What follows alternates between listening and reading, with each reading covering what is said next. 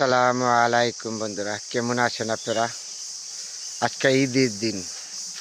এটা হইলো আমার জন্মভূমি এলাকা। আমি গ্রামের মানুষ, গ্রাম থেকে জন্ম হয়ে গেছি।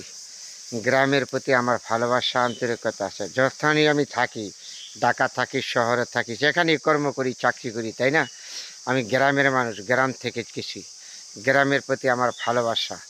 আজকে ঈদের দিন বিকালবেলা আমি যখন এই জায়গাটা দিয়ে হাঁটতেছি গ্রামের ভিতর দিয়া, এরকম সবুজ শ্যামল বনের ভিতর দিয়া আমার মনটা যে কি অসাধারণ সুন্দর ভালো লাগলো, তাহলে আপনাদের সাথে শেয়ার করলাম।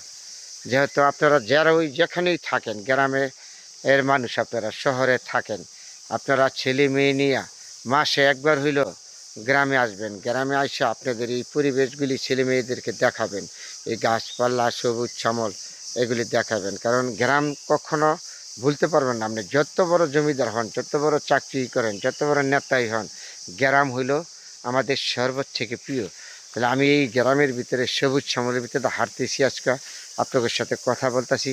আমার কাছে যে কী শান্তি লাগতেছে। পিছনে দেন বাগান, বাঁশ বাগান, বিভিন্ন গাছপালা, আম গাছ, কাঁঠাল গাছ, সবুজ শ্যামল, চৌদিক দিয়ে দেখার মতন একটা জায়গা। এই পরিবেশের ভিতরে দিয়ে হাঁটলে হাঁটলে কারো না ভালো না লাগে বলেন তো? এমন সময় জায়গা দিয়া আমরা সবসময় হাঁটি।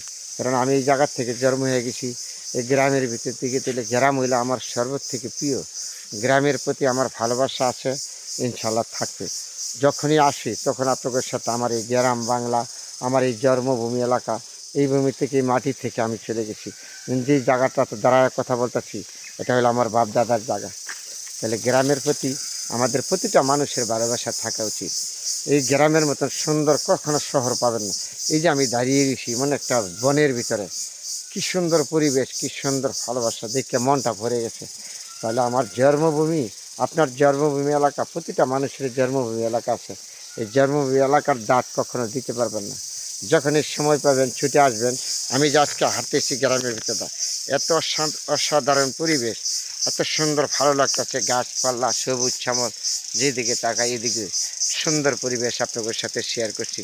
যখন আমি ছুটে আসি আমার এই নিজের জন্মভূমি থেকে, তখন আপনাদের সাথে আমি এই সমস্ত এগুলি শেয়ার করি। কারণ আমি গ্রামের মানুষ, গ্রামের প্রতি আমার ভালোবাসা আছে। আমি সবসময় গাছপালা সবুজ শ্যামল এই সমস্ত জায়গাতে হাঁটলে আপনার রোগও হবে না। কেন রোগ হবে না জানেন? এই গাছের অক্সিজেন আছে, আপনার ফ্যান বাত লাগবে না। এই গাছের নিচে গরম হইলে দাঁড়ায় থাকলে আপনার ঠান্ডা।